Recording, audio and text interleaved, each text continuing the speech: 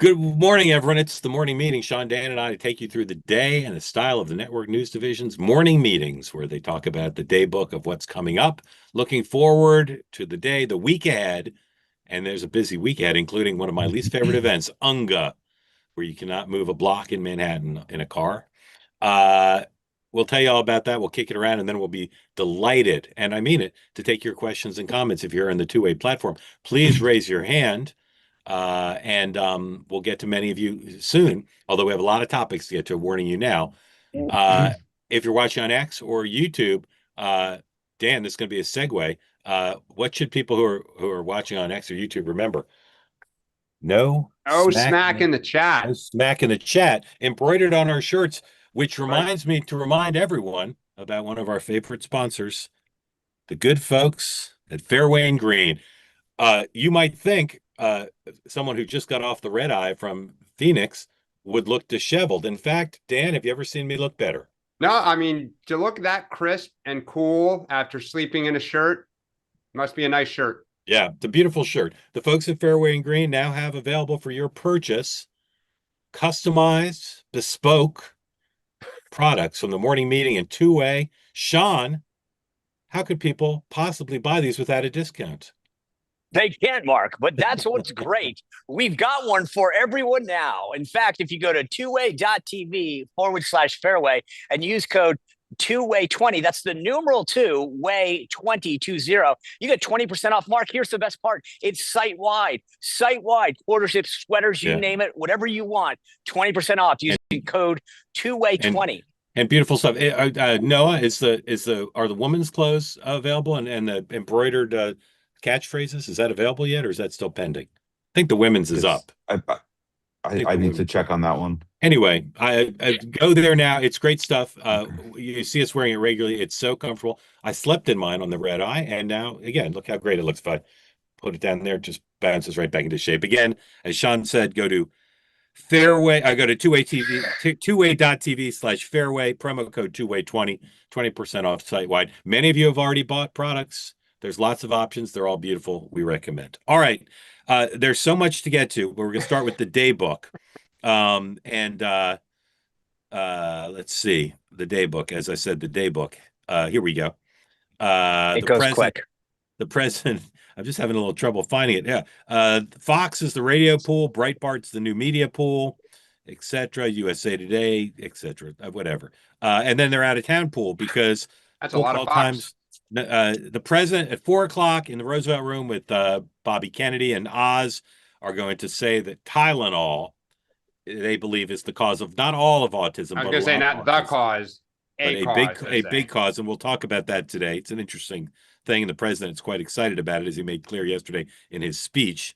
Not sure why that had to do with the death of Charlie Kirk, but in any event, assassination. And then the president tonight comes to New York City. But all of that wrapped around Caroline Leavitt briefing at 1 o'clock. So that'll be pretty interesting. She's going to get, there are a lot of topics for her to get to. And I hope it's a long briefing because there's a lot to get to. As I said, 4 o'clock, Secretary Kennedy joins the president. House and Senator out. Adam Smith, Democrat of Washington State, is leading the first House delegation to China in like 6 years. There have been some Senate delegations. The vice president, former vice president, Kamala Harris, or as Donald Trump called her up until he beat her, Kamala, is on Mad Out tonight, launching her book tour, which has not been the most well executed book tour so far, but we shall see. All right. Again, lots of topics to get to. Yesterday, I urge any of you who haven't watched at least the portion of the event in Phoenix that I covered of Erika Kirk's speech. I urge you to watch it. It's just extraordinary. And perhaps the part that was most extraordinary, that's raised all sorts of theological and philosophical debates in less than a day, is the question of forgiveness without someone apologizing. The man who is charged with murdering her husband, she said this about him yesterday, 103.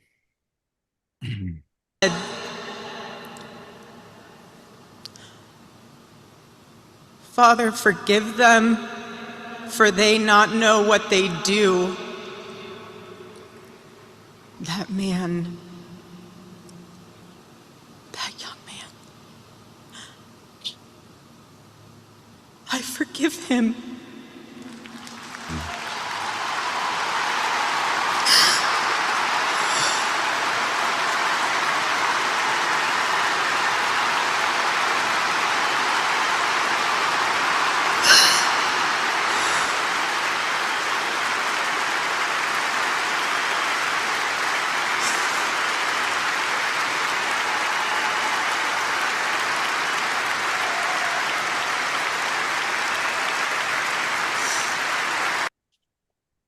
Remarkably well produced event. And again, I think it's objectively the case that while the other speeches were all quite interesting, there was different in some ways. There's through lines throughout her performance, her connection, not just the audience in the room and people watching on television, but her connection to reality and to her faith. One of the most extraordinary things I've seen in my life, not just in my career. The president himself struck a different tone. 104, please.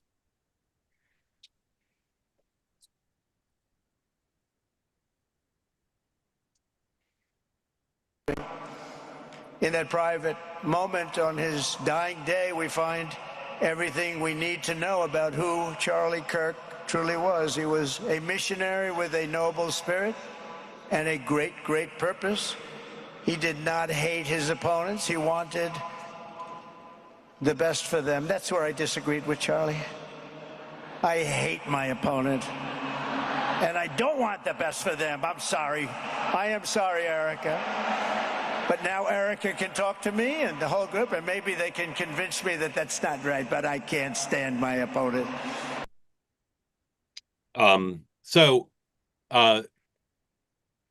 Erika is now the head of Turning Point, and the performance she gave yesterday was startling and inspiring and extraordinary. But the claim made there at the event by many is that Charlie Kirk's assassination will only strengthen the movement, both the political organization and spreading of the gospel. And so let me ask this as the first question. Sean, what is her potential? Does she have potential to be a president, a senator, to run this organization? What is her potential based on what we've seen so far? It's unlimited.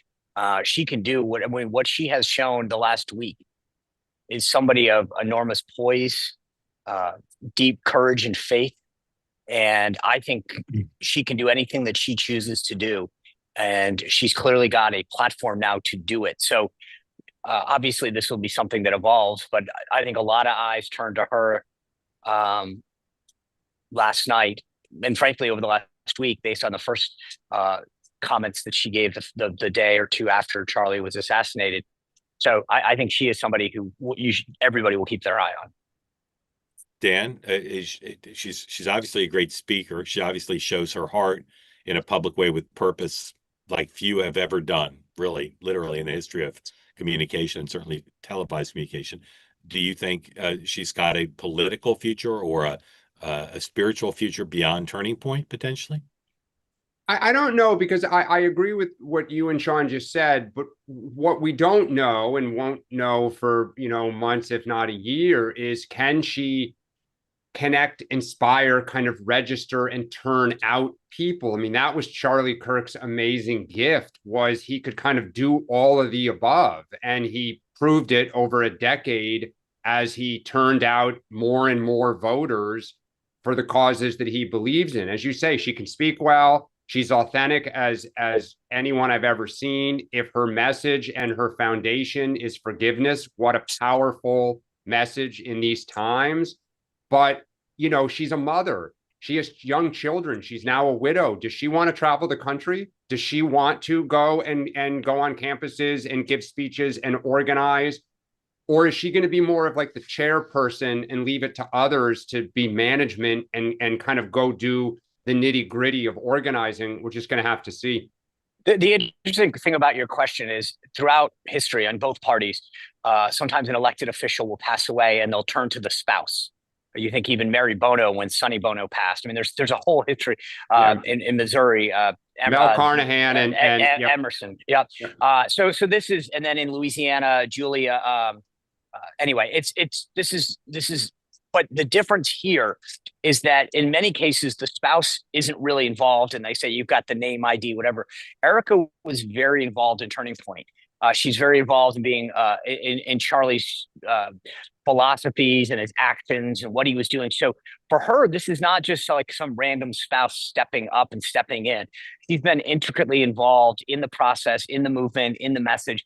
She believes it in her bones. You can tell. So I think this is not your normal situation where a spouse is being asked to step up. She was a partner in this to begin with. Yeah, I will say, and I mean, no disrespect to her, and I'm not predicting this, I'm wishing for it. She's not Charlie. She has her own strengths, and Exactly. but she now doesn't have a spouse to take care of the kids. You know, if she's traveling, she can't be on the road the way he was. She can't host a show the way he did. I don't know that she's got the political genius he did. So as Dan, you said, you know, there's going to have to be other people involved. And the question is there a face of the organization besides her? Lots of their colleagues spoke yesterday, and I'm familiar with about half of them. Half of them I don't really know, although I learned I follow a lot of them on Twitter. I didn't realize that. But I think that's a big open question, because so much of the success of the organization was the determination of Charlie and the focus of Charlie and the skills of Charlie. And again, she's an extraordinary person, but she doesn't have the exact same skill set. One last thing I'll put a pin in it is there's one thing to be the leader of it. One of the things that I have seen on the right, and you heard a little bit last night, is how many other people are stepping up and saying, I'll be Charlie Kirk too. So he has spawned thousands of people to take up their cross and go preach the gospel, to get politically active, to start a chapter. So it's the one thing about this is it's not going to take one person to replace him, because there's literally thousands that have stepped up. Yeah. By going to the event and covering it, the typical thing of going to a debate or going to a convention, I'm too close to it in that I was there the entire day. I was there from 5:30 in the morning till, I don't know, 5 at night, I think, 5:30 for about 12 hours. So I was able to absorb it. I was able to talk to a lot of supporters of Charlie and friends of Charlie. It's a great experience, but I know, you know, most Americans don't know it happened. You know, they didn't watch a minute of it. To your point, Mark, I will say the one other thing that we didn't touch on for obvious reasons, the logistics of putting that event together, the quality of production, the response. I was blown away as somebody. I mean, you've obviously been to a lot more of these big events, but in terms of conventions, Super Bowls, what Turning Point did yesterday is miraculous. Yeah. And it's because of the standards Charlie set, and you know, he demanded that their events be world class, and this was, and under very tough circumstances. Now, they did have the support of the White House and the White House advance team, so that gave him a little bit of a leg up off of a normal private group. But all right, Elon Musk was there. I will yesterday. also just say, because you played the clip, expect to hear Trump's comments in campaign ads. Yeah, for both sides. 105, absolutely. 105A, Elon Musk was there. He started out on the floor. He then showed up in the president's box. Afterwards, he showed up backstage with Erika Kirk. Here's the New York Times headline. Trump and Musk are seen together at Kirk Memorial months after falling out. The meeting came just 3 months after Mr. Musk exited the government. Here's a little bit of the video you've all seen already, but this is the president, 105B, and Musk in the box with Dana White. And here is the president talking about the meeting on Air Force One on the flight home, 106. Mr. President, everyone's saying that Charlie brought you and Elon back together. Is that true? Well, Elon came over and said hello. No, it's nothing to do with that. I thought it was nice. You know, he came over, we had a little conversation. We had a very good relationship, but it was nice that he came over. Dana White was there, the great Dana White. All right, we'll do this one quick, guys. Is Musk back in the fold for the purposes of funding Turning Point and the midterms? Yes or no? Is he now going to write big checks for Turning Point in the midterms? Sean? Yes. Dan? Yes, because he'll pay. Yeah.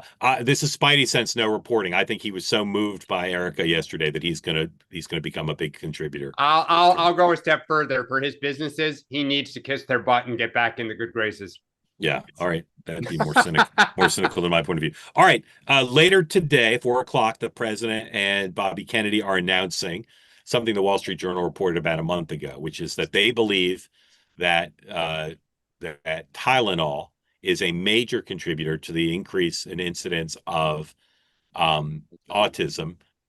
And it is the case that pregnant women do take a lot of Tylenol because it is the drug, the ingredient in Tylenol and generics is the thing that doctors believe is safe for pregnant women. And it is taken in larger doses in the United States than it is for pregnant women in other countries.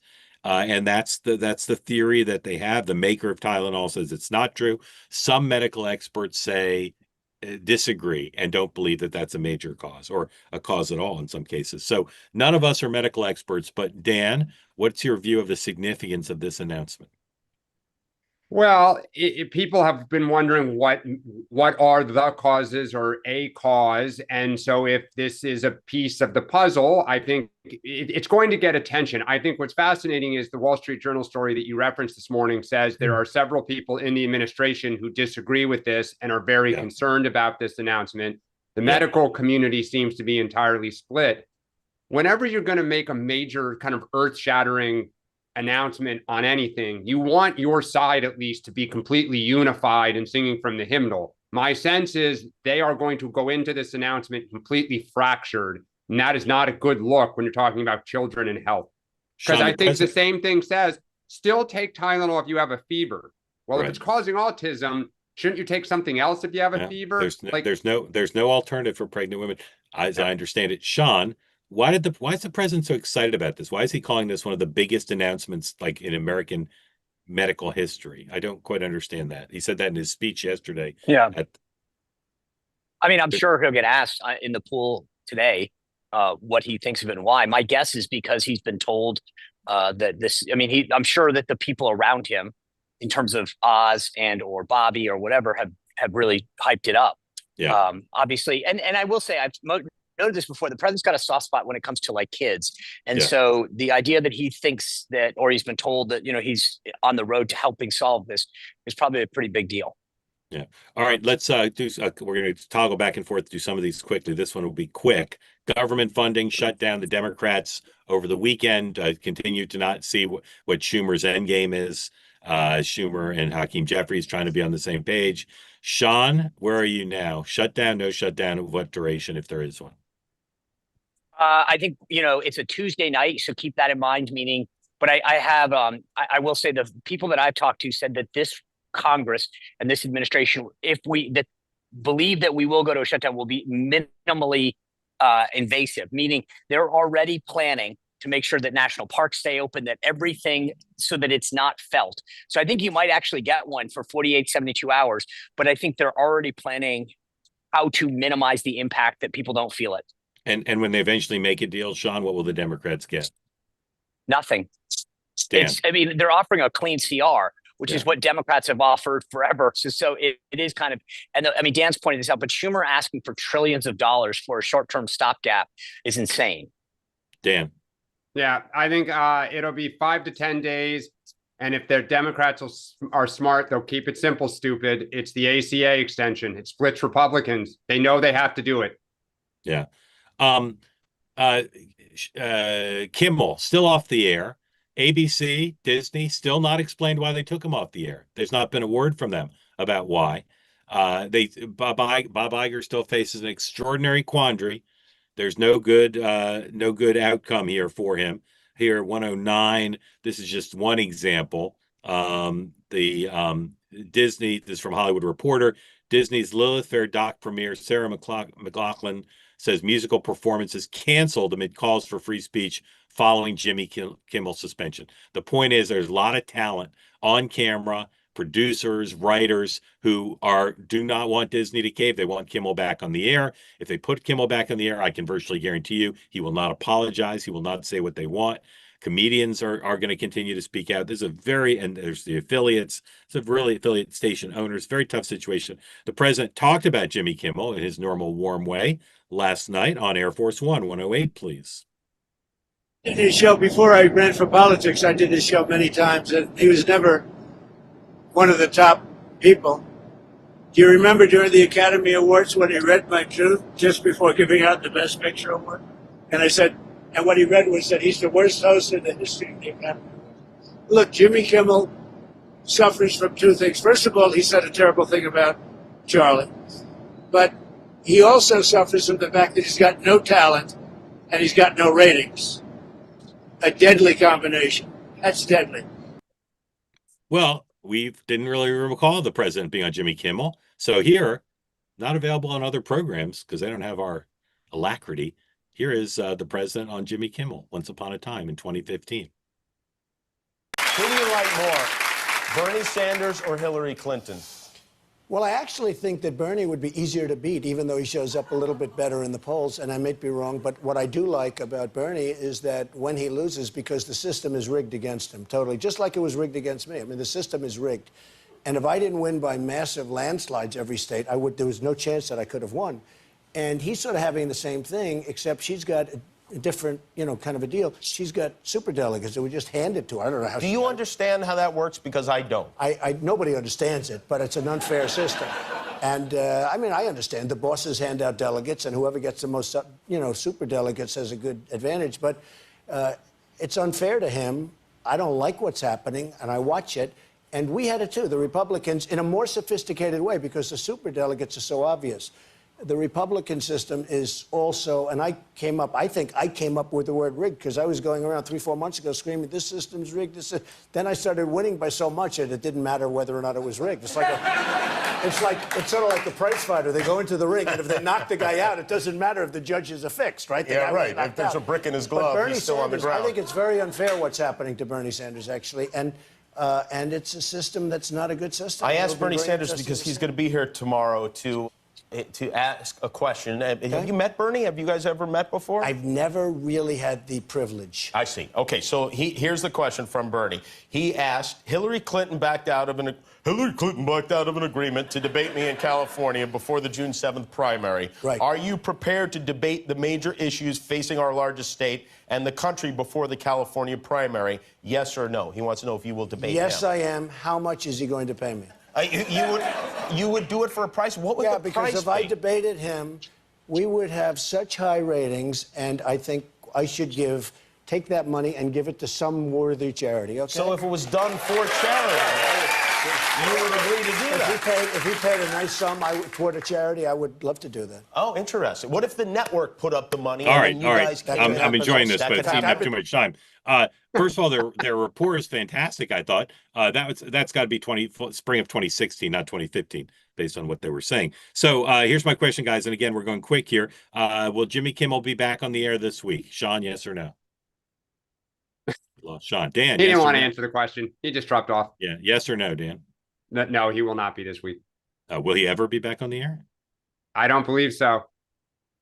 No. Okay. All right. We'll wait for Sean to come back. We're going to wrap it around some stuff here. Pam Bondi, the president sent a message to Pam Bondi on social media. Some people in the press are reading that as he meant to DM her, and now they're concerned that he's DMing people in the cabinet. But leaving that aside, he wants her to investigate his enemies and suggested she wasn't being direct enough. But then twice since that message, he's been supportive of her. Dan, is this story dead, or is it going to continue to percolate? Going to continue, because what he also did was run a U.S. attorney out who had made the decision that I think it was over Letitia James, that there was no evidence of mortgage fraud and was not going to bring a case. He didn't like it, so how is it going to sustain? Like, how will we see it sustain? Because this is the type of stuff people hate about Trump. And I think Democrats are going to make sure you don't forget. And I think he truly wants either Schiff, James, what's his name, Bolton. He wants a scalp on his mantle from one of his enemies. And unless it sounds like the woman in Maryland now is the next U.S. attorney, he may fire. And he's just going to keep firing them. Do you feel the same way about the Homan's thing, where Homan's allegedly took $50,000 in a Kava paper bag? You keep hearing Democrats reference it. I mean, look, Jeffrey said, whether I agree with it or not, that corruption was one of the things they're going to focus on. And I think there's enough there. Swing voters hate this stuff, hate it. And the fact that on here and X, all I hear from the right is, you did it, so now we get to do it. That's not a winning message. Sean, are you back here with us? I am. Okay, I can't see you. To what extent Is this Sean, so that there's no tape of you defending this? To what extent? Oh, you're No, back. no, wait, here. To what extent? Well, just quickly, because we got to move on. We're running out of time. To what extent do you agree with Dan that the stuff with Pam Bondi being and the new firing a U.S. attorney and the Homan stuff, that swing voters don't like this stuff and it will hurt Trump and the Republican Party politically? Do you agree with that? I don't think it'll rise to the level. Most people aren't paying that much attention.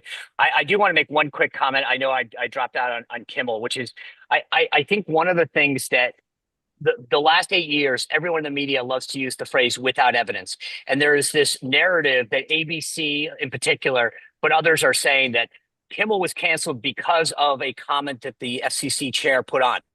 There is no evidence that that actually happened. We do know for a fact that Nexstar and Sinclair. Yeah. I know, but I just think that when, I agree with you. All of these we don't people, know. We don't know why Iger did what he did. We don't know. Right. But I think that for all of these networks who have bemoaned misinformation without evidence, the Jake Tappers of the world, who suddenly now make the same connection because it fits their narrative to say that Jimmy Kimmel was taken off the air because Brendan Carr made a comment. That's not a known fact. There is no evidence to prove that. In fact, the only evidence suggests that Sinclair.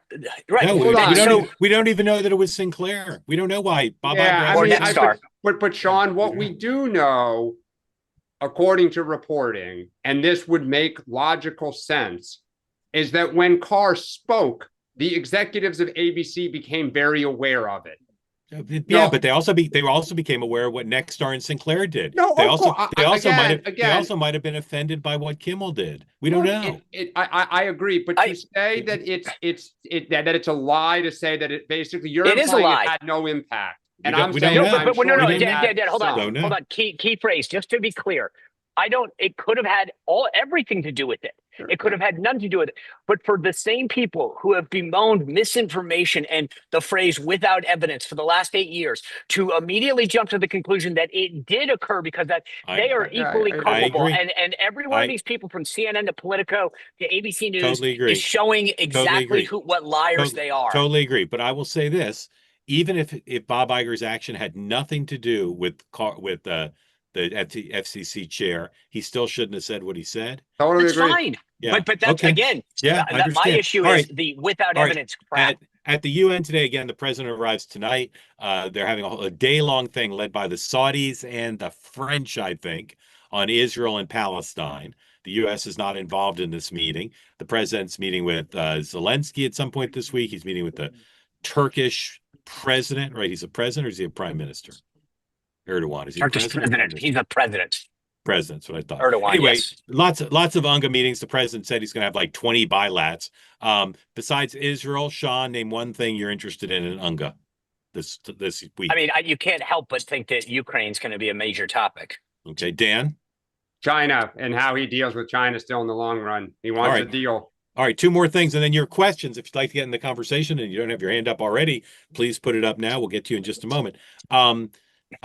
TikTok. The president's saying there's a deal. The algorithm is not changing. Where a U.S. consortium of friends of the president, including maybe the Murdochs, News Corp, are going to license the algorithm. Someone from the Chinese company will stay on the board. This deal, as currently outlined, doesn't seem like it fulfills what Congress had in mind. So we'll just go binary. Dan, will there be a deal, as the president claims, or will it collapse? Deal or no deal? Well, there's going to be a deal, but it's not what everyone thinks. And I'll just add, the Chinese have not confirmed all these details. They've not confirmed any of it. Sean, deal or no deal? It'll be a deal. Deal, and I will say the statement that they put out after the call that they had actually was probably the most forward-leaning, TikTok-supportive deal language that I've ever heard. So I actually think we're heading in a very good direction in this. I will say, aside from what, okay, joke. I will say my concerns still stand for the algorithm, meaning what we're doing to kids is horrible. That's a separate distinct issue from Chinese ownership, but I do think that we are continuing to poison the next generation of Americans with these apps. Yes, and this doesn't seem like it's going to fix that. All right, very quickly, 107 days comes out tomorrow. As we said, Vice President Harris is on TV tonight. She's doing The View tomorrow. good luck with her getting there with all the UNGA traffic. So I'm warning her team. She can walk from where she is. Save some extra time. Yeah, she could walk. And she doesn't have Secret Service, so I was going to say she doesn't have that. So she's being panned for the book, picking fights with lots of Democrats, including the Bidens, who have been quiet so far. But trust me, if she keeps it up, they will not be quiet. And by any sense or reporting, Mark? Yeah, trust me. And then the New York Times has this op-ed guy who used to write book reviews for the Washington Post. He's a total liberal. And he wrote a scathing piece about the book today, saying what a lot of Democrats have been saying, which is all she's doing is finger pointing. And what I say is what I've said from the beginning. If she didn't think she could win in 107 days, she shouldn't have taken the job. Like, it was no surprise it was 107 days. And yet she's blaming everybody but herself. She takes in the book virtually no responsibility. She had a laundry list of other people whose fault it was. So, Dan, here's my exit question. Does the way this book was written suggest that Kamala Harris has no intention of running for president? No, it suggests she has a lot of intention to run for president. I keep saying this. She wants to find a way to get to yes. I'll be so curious where she is at the end of this week. Yeah. Sean, will this book tour and this book be a success commercially? No.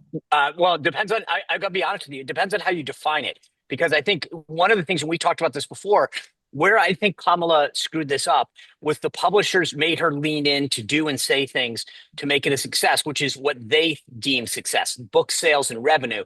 I think what her purposes is not just dollars, it's actually resetting the political landscape. And I think from that standpoint, it will be a favor. And for those reasons, I'm out. Oh, wait, that's a different show. Yeah. I'm super interested to see what kind of questions she gets on the book tour. Because if they ask her, I am, because if they ask her questions about the stuff that's made news, like picking fights with Democrats, whatever, I don't know. Like the stuff she writes about Joe Biden is way more negative than I thought she would do. And I don't know how she's gonna answer, right? It's one thing to put it on the page and craft it and have your editor look it over. It's another thing.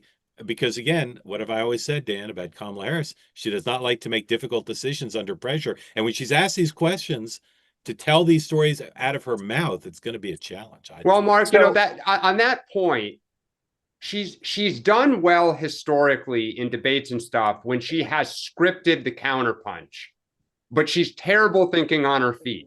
Yeah. Do you think so? You know, there's like 10 questions that are going to come, right? About the VP when she Buttigieg. Yeah, the day she got it, she made all the calls about Joe Biden.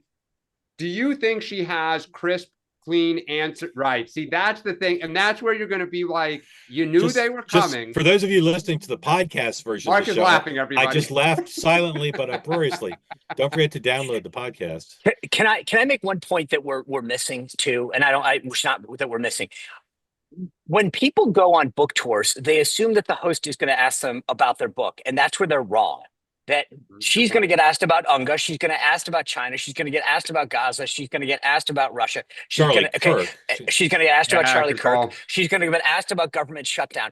And where people who write books make a huge mistake is they think somehow because they got booked to come on the show to talk about their book, that's the topic. It's 100%. Not. It is your job as an author to talk about your book. It's the host's job to make news. Here's how it works.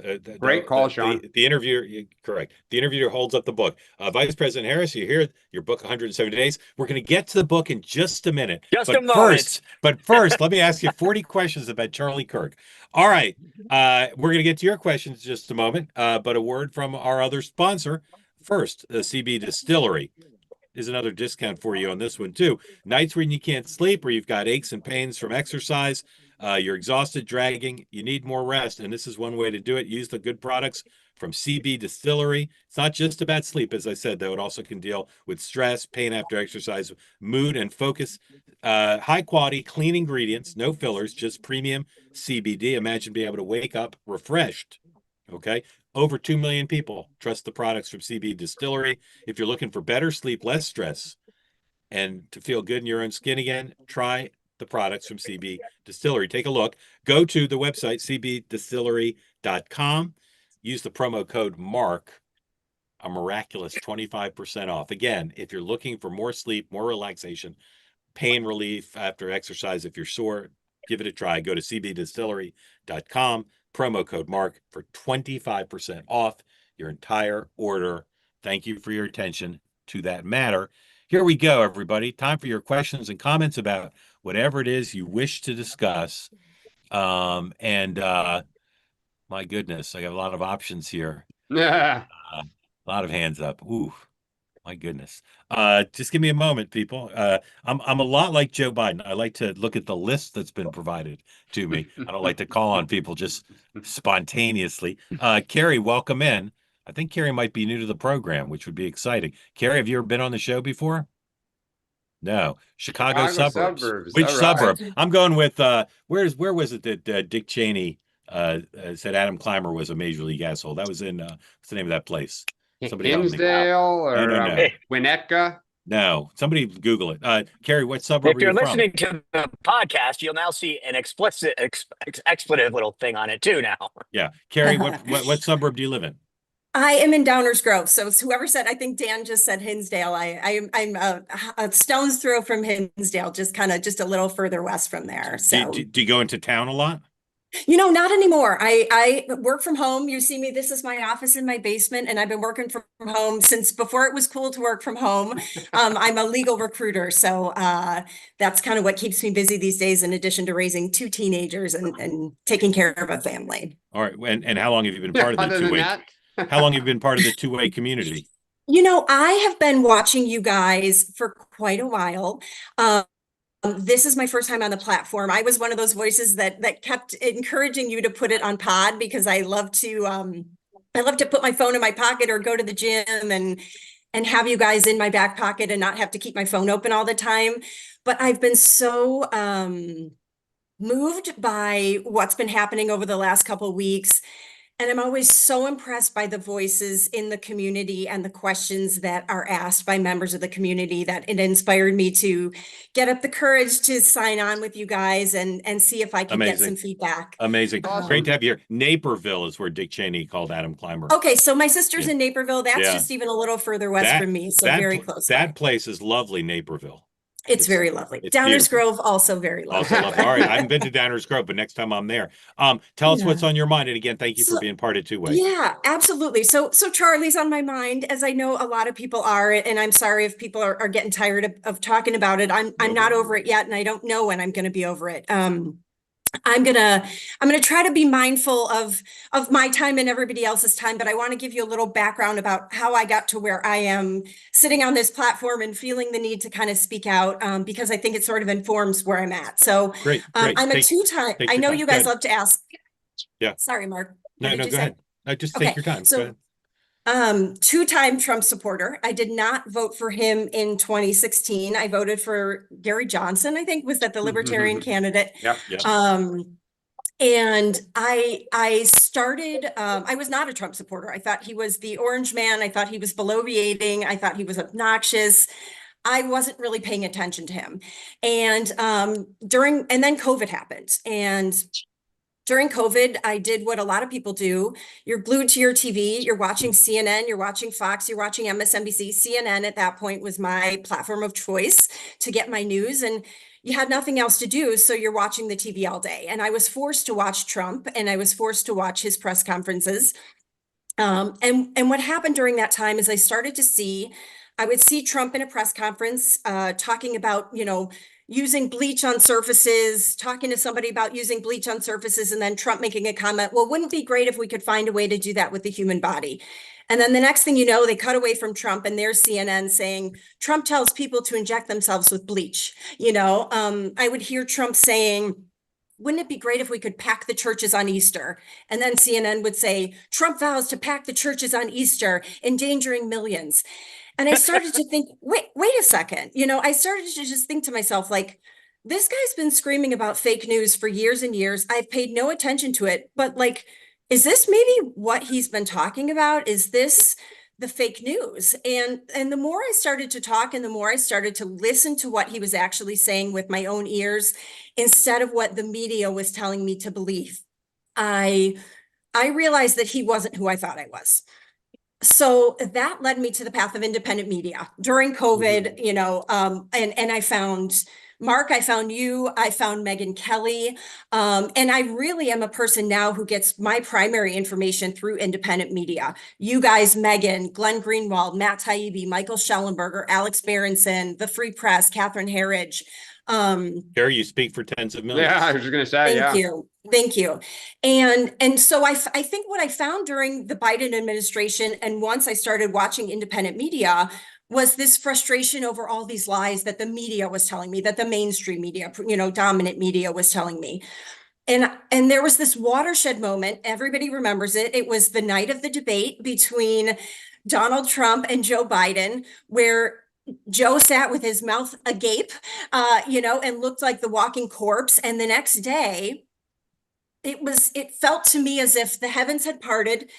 All of the news media started saying he's not fit, he's not right, he's not okay, he's not who we thought. And this is after months and months and months of being told that he was sharp as a tack, that these were cheap fakes, that he was okay. And so I really thought after that moment, this is it. This is going to be the moment we finally have honesty from the media, and the mainstream media is going to start being honest again. And that lasted all of about 2 weeks.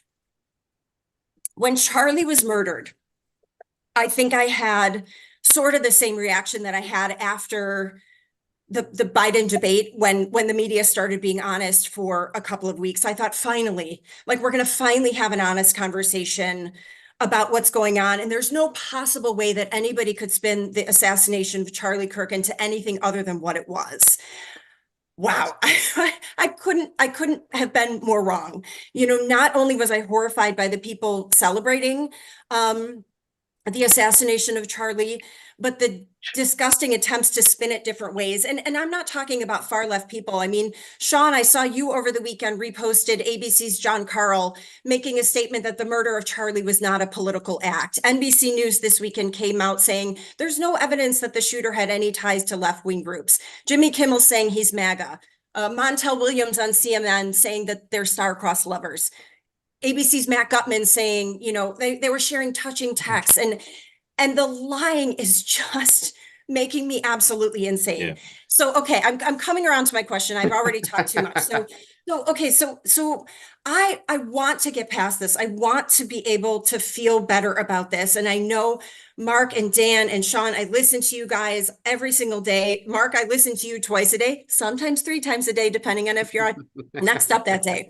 You know, and I've been talking about it with my husband and my friends, and like, what will make me feel better, and how do we move past this?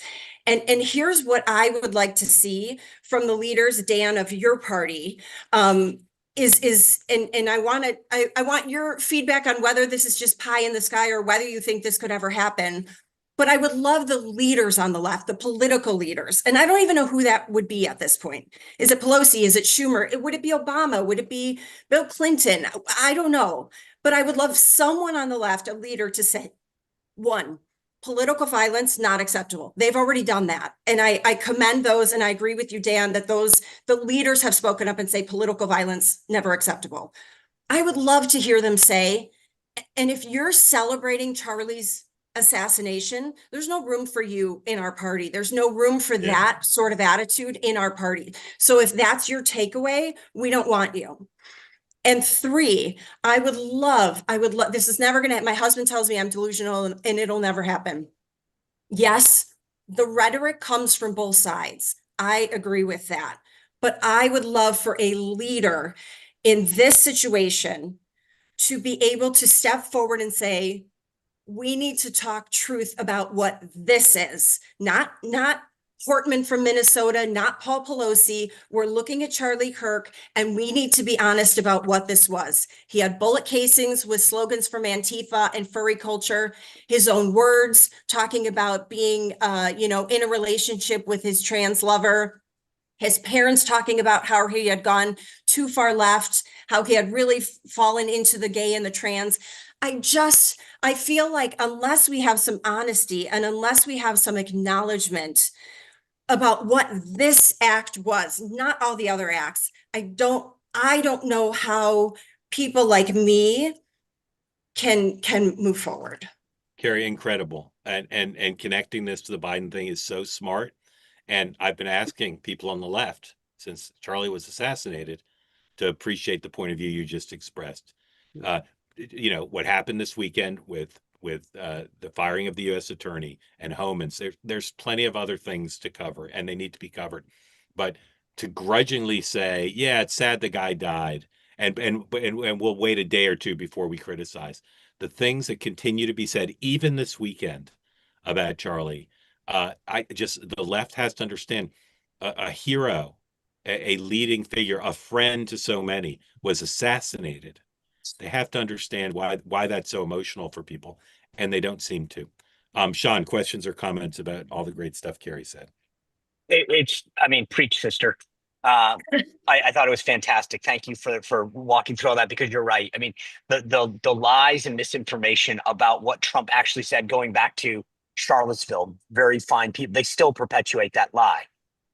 It's funny though, because we talk about political violence, and then over the weekend, there's people throwing rocks at ICE agents and vehicles, and no one's speaking out against that. So apparently, as long as you direct it in a certain way, it's okay. No one on the left condemning that. If it's not okay, then you shouldn't throw rocks or step in front of or pound government vehicles or agents. But apparently, we don't need to call that out.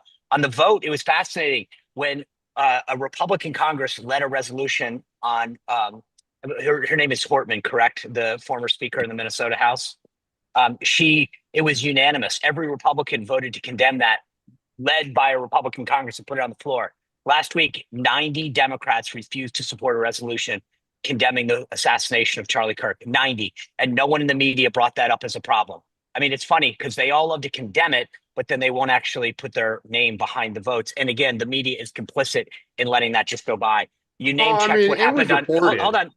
Yeah, it was reported. Yes, that a resolution passed, not that 90 Democrats voted no. And last, I'll just say, because you name checked it, on yesterday, Jonathan Karl of ABC News said, quote, "The killing of Charlie Kirk was not a political act." When I called it out and said, really, it wasn't, ABC went apoplectic. That they asked me to take the clip down, that was wrong. I didn't. And apparently they can say stuff like that without evidence. And I'm the bad guy for pointing it out. What ABC did yesterday and what Jonathan Karl did was wrong. It was misinformation. And yet, apparently, according to the ABC executives, it was my bad for pointing it out. They had people try to call me to tell me to take it down. They went after it. I mean, like, it's insane. And yet, that's the way that they operate. When they make a mistake, when they lie, when they spread information, they attack the messenger. Dan. Yeah, I think it's you raised so many interesting points, Carrie, and I think thank you for sharing. I think one of the things that's really kind of heartbreaking about the environment right now is this view of, well, the other side does it, so we're going to do it too, right? Whether it's like the Homan stuff or whatever. One of the things that's taken hold on the left is this idea that one of Trump's strengths is he never apologizes, ever gives an inch, right? He mocks, he attacks, he is relentlessly on his front foot. Don Jr., there's the infrastructure of just constantly never giving an inch. And so now you have a lot of people on the left who say, we need to do the same thing. So we won't criticize when people celebrate, right? We're going to just be silent and look past it. And you hear on the left, if you follow Blue Sky or whatever, and we've said it on here, right? When Don Jr. mocked the attacker on Paul Pelosi, right? It was amplified on the right as a ha-ha. And I get it, right? Because you never give an inch, ever. It's part of the brand of strength that Trump has built. So I wish we would not follow suit, because I would argue it's one of the things people hate about Trump, right?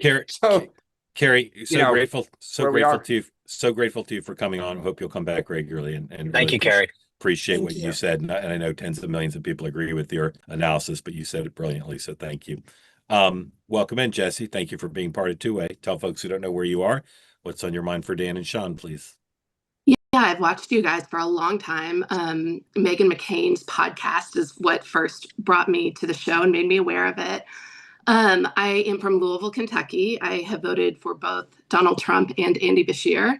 So maybe we can talk about that a different day. But what I wanted to talk about today is that I don't know if everyone realizes how important this Tylenol issue is to MAHA moms. I've been pregnant 3 times. I had horrible pregnancies. And there was one pregnancy I didn't take Tylenol at all. There were other times where I had to have it. Yeah. And so I think that it not only speaks to just Tylenol and this little issue, I think moms want to be heard about this more broadly. And we'd really like to hear some female voices surrounding that subject because, doctors, GPs tend to just say, you're pregnant, you can't take anything. Then you're breastfeeding and they say, you can't take anything. And I think that if the Republicans can get this issue right, whatever it is, whether it is okay or is not okay to take Tylenol, I just think that we really want to see a thorough investigation and see where that goes. And I think it's something to watch. And I'll be interested to see if Meghan McCain talks about it today too, because she really seems to have the pulse on MAHA moms. Yeah, Jesse, again, you speak for Really tens of well millions. said. People want clarity, and I hope the press conference today is not all men. I said that yesterday. I hope so too. When the president said he was going to be there, but there is the problem, right? First of all, as we said, some people dispute the claim that they're going to make, not just the company, but some scientists, including, as Dan said, some people in the government. And I've been asking since the Wall Street Journal story. Okay, if you can't take Tylenol, there's a reason why pregnant women are told to take Tylenol. There are no other options. So people are talking about lower dosage, but then the question is, how low is good enough to deal with the pain, but still not cause the problem. So I'm not sure they're going to have all the answers today, but they've made this a high priority, and their work on autism will continue. This is not the last word. They're looking at all sorts of other things as well. How old are your kids, Jesse? They are 8, 6, and 2. Awesome. Yeah. Jesse, I have a question for you. You really well said. I think you do speak for a lot of people. Do you trust Robert F. Kennedy on this issue and his findings, or do you have concerns about him as the leader on this topic?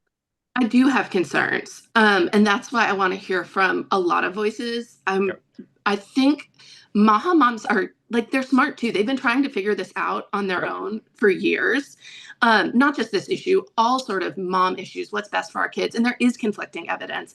And so I think that a lot of people are willing to dive deeper and to look into whatever research comes out and to demand that there is more and continued research surrounding autism and a variety of issues that affect maternal health. To what extent has your trust in him gone down since he's been in office? I wasn't. Although I'm sort of like a MAHA mom, I'm not a huge RFK fan in particular.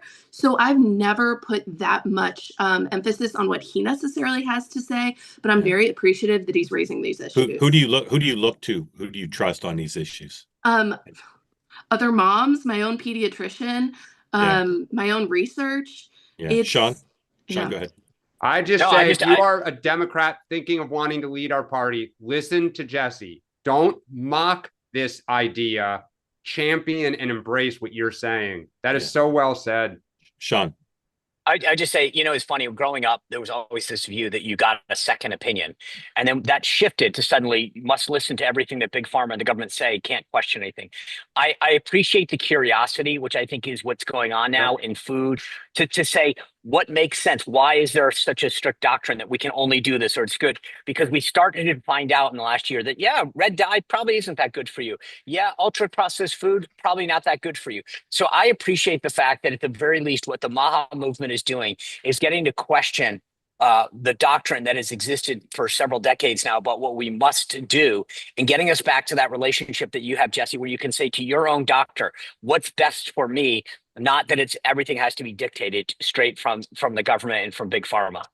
And I've heard some talk about Hep B too, which is a pregnant woman. That is something that just common sense was like, why do we need this? Tell me more. And so I think that it'll be interesting to see what happens. Are you happy with the recommendation? By the way, the Hep B on that topic, Jesse? Do you try? Are you happy with or do you still have more questions and you're a little unsure? Do you mean the current recommendation that they just changed to? Yeah. Yeah, I'm happy. I'm happy with the change. Yeah, I'm not completely opposed to it. I just don't know that we need to do it immediately at the hospital, which was recommended when I had my kids. Yes. Yeah. I agree. Jesse, so grateful to you coming on. We have some comic relief because it's been a relatively heavy episode. This is the president on Air Force One yesterday talking about vaccines. And Sarah Cooper, the comedian who does like the lip syncing of the president. Just imagine Sarah Cooper doing this one. It's prime material. With 107, please. Spoiler alert, he talks nonsense. Oh, the sound's off. You gotta be clear again. Video and sound. Yeah. Roll sound and picture. Getting to announce any link between vaccines and autism? Tomorrow. Vaccines are very interesting. They can be great, but when you put the wrong stuff in them, and children get these massive vaccines like you'd give to a horse. And I've said for a long time, I mean, this is no secret, spread them out over 5 years.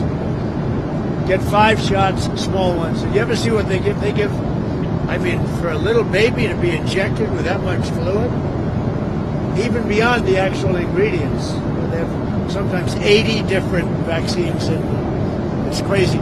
It's that's a common sense thing too. It's like you're shooting up a horse. You have a little body, a little baby, and you're pumping this big thing. It's a horrible thing. So I've always felt that. All right, but Jesse, we'll be having a big discussion tomorrow. You have a lot of confidence in Dr. Trump on the horse metaphor? I'm not looking to Trump okay. solely for vaccine recommendations for my kids. That's probably wise. Jesse, loved having you on. Thank you for being part of Two Way. We hope you'll come back. Thank you. So funny. You could see the polling spinning in his head. Yeah. Don't slam it, but don't embrace it. The horse thing. Somebody send that to Sarah Cooper. Sean, what do you have tonight? Big show. Lucas Miles, the senior director of faith at Turning Point USA, caught up with him last night as he left the stadium about not just the event, but the future of Turning Point USA faith and a lot of the outcome of that. So we'll talk to him about that. And then Congressman Andy Harris from Maryland is the chairman of the House Freedom Caucus. We're going to talk to him about obviously Charlie's impact on the movement, but also government funding, government shutdown, where we're headed on that. And then obviously just since Carrie brought it up, we're going to recap the whole what I experienced with ABC News over the weekend and their attempts to sort of try to go after me after they screwed up. I'm so interested that they did that. Why did they go after you so strenuously? Because I actually put the exact quote that Jonathan Karl said. Apparently they didn't like it. So they didn't like being quoted with their words. Okay. All right. At 11:30 today, Jesse's favorite, my favorite, Meghan McCain, my friend, hosts Joe Manchin to talk about his new book. Meghan and Joe Manchin, Citizen McCain, 11:30 a.m. Eastern time during the conversation. Then 6 o'clock.